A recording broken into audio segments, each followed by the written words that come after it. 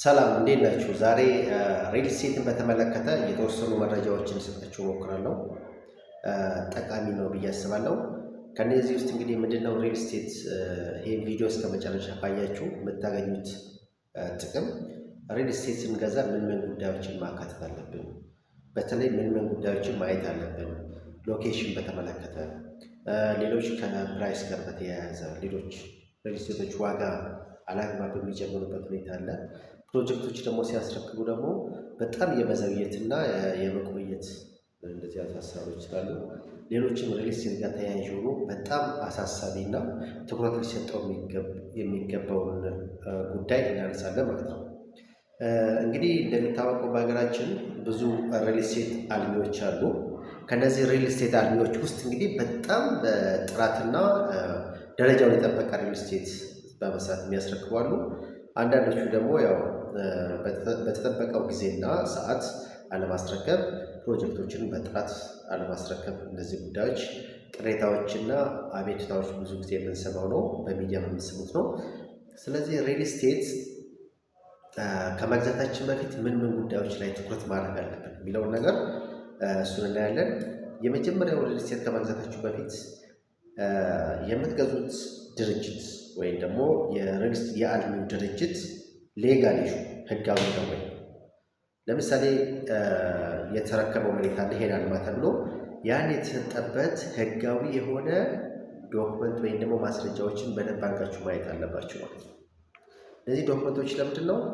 ህጋዊ ካልሆነ ሪል ስቴቱ ወዲያው እዛው በቃ ማቆም ትችላላችሁ።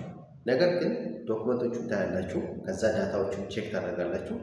ከዛም በኋላ ሪል ስቴት ትክክለኛ ከሆነ ወደ ቀጣይ ስቴፕ ትሄዳላችሁ ማለት ነው።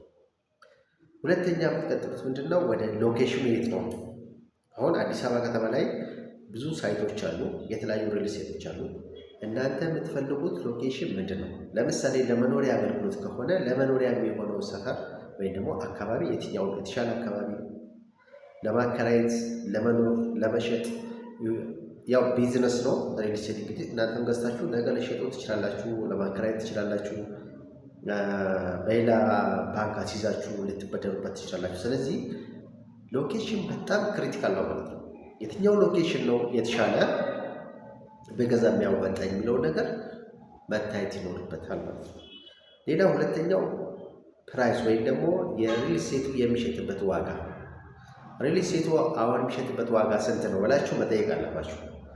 ያንን ደግሞ ምንድነው ውል ውስጥ የሚካተት ዋጋዎች አሉ። ለምሳሌ የሆነ ሪል ስቴት እኔ የሚሸጠው በ85,000 ነው ይልና ልክ ውል ከተዋዋላችሁ በኋላ ውሉን እናንተ በደንብ ትኩረት ሳታደርጉ ፕራይስ እስካሌሽን ደግሞ የዋጋ ጭማሪ በየጊዜው በየተርሙ የሚጨምሩ ሪል ስቴቶች ቁጥራቸው ቀላል የሚባል አይደለም። ስለዚህ ውላችሁ ላይ በደንብ አድርጋችሁ ዋጋውን ማየት አለባችሁ። ፕራይስ እስካሌሽን ዋጋ ጭማሪ አለ ወይስ የለም? ውላችሁ ላይ ካለ ደግሞ ምን አይነት እቃዎች ላይ ከቻላችሁ ያንን የዋጋ ጭማሪውን ከውላችሁ እንዲወጣ ብታደርጉት የተሻለ ነው። ካልሆነ ግን ሳይቱን የግድ ከወደዳችሁት ግን የዋጋ ጭማሪ ፕራይስ እስካሌሽን ምን ያህል ነው? ለምሳሌ ዶላር ሲጨምር ምን ያህል ይጨምራል? ወይም ደግሞ የሀገር ውስጥ ማቴሪያሎች ወይም ከውጭ የሚመጡ ማቴሪያሎች ሲጨምሩ ምን ያህል ይጨምራል የሚለውን ነገር ግልጽ አድርገው ሊነግሯችሁ ይገባል። ሌላ ትኩረት ማድረግ ያለባችሁ ደግሞ ኔት ኤሪያ እና ግሮስ ኤሪያ የሚባል ነው። ለምሳሌ 120 ካሬ ሪል ስቴት ብንገዛ ባለ 2 መኝታ ብንል 120 ካሬ ትክክል 120 ካሬ ነው ወይ? ግሮስ ኤሪያ ነው ወይስ ኔት ኤሪያ የምትለው ነገር በጣም ወሳኝ ነገር ነች።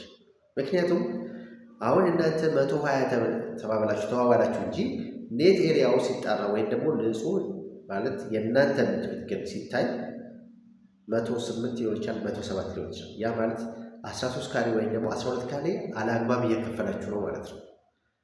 እነዚህ ቴክኒካል የሆኑ ነገሮችን በደንብ ማየት አለባችሁ። ይሄኛው ግሮስ ኤሪያ እና ኔት ኤሪያ ለምሳሌ ፓርኪንግ የሚያካትቷሉ። ሌሎች ደግሞ ይሄ መተላለፊያ ምንድነው ሊፍት መውጫ መውረጃ አካባቢ ያሉት ስፔስ ኤሪያዎችን እነሱ ካልኩሌት አድርገው ግሮስ ኤሪያ ውስጥ ያካትቱታል። ስለዚህ ይሄን ነገር በደንብ ማየት ያስፈልጋል ማለት ነው። ምክንያቱም እያንዳንዷ ካሬ ከዋጋ ከምንገዛው ዋጋ ጋር ቀጥታ ግንኙነት ስላለው ማለት ነው። ሌላ ዴሊቨሪ ታይም በጣም ወሳኝ። ፕሮጀክቱ የሪል ስቴቱ በምን ያህል ጊዜ ያስረክበኛል ብለን ማሰብ ማወቅ አለብን። ለምሳሌ ሪል ስቴቱ ከዚህ በፊት የሚያስረክብበት ጊዜ በዚህ ያህል ጊዜ ነው ብለው ሊያቀርቡልን ይችላሉ ዶክመንቶች፣ ወይም ደግሞ ከሰዎች ልንጠይቅ ይችላል። ማጣራት አለብን። ለምሳሌ ነባር ሪል ስቴት ከሆነ በምን ያህል ጊዜ ሲያስረክብ ነበረ? ከዚህ በፊት የተረከቡትን ሰዎች ማነጋገር። አዳዲስ ሪል ስቴቶች አሁን ወደ ገበያ የገቡት ከሆነ ደግሞ የፕሮጀክቱን ፕሮግረስ እያየን ያሉትን ጊዜያችን የተወሰነ ጊዜ ወስደን ሄደን ማየት አለብን። ፕሮጀክቱን መከታተል አለብን ከመግዛታችን በፊት።